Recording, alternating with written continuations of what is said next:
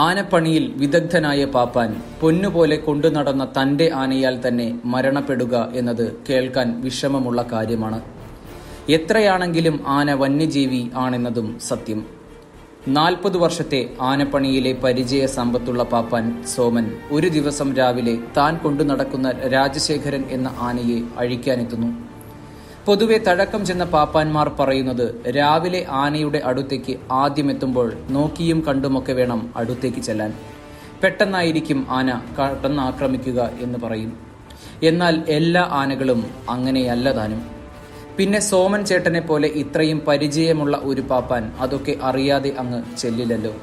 അതുകൂടാതെ നാളുകളായി കൊണ്ടു നടക്കുന്ന ആനയും. എന്നിട്ടും എന്തിന് രാജശേഖരൻ അത് ചെയ്തു? ഒരുപക്ഷെ ഉറക്കച്ചടവിൽ മറ്റാരെങ്കിലുമായി തോന്നിയത് കൊണ്ടാകുമോ? ഉത്തരമില്ല. അടുത്തെത്തിയ പാപ്പാനെ ആന അടിച്ചു വീഴ്ത്തി. ആശുപത്രിയിലേക്ക് പോകും വഴി പാപ്പാന്റെ ജീവനും നഷ്ടമായി.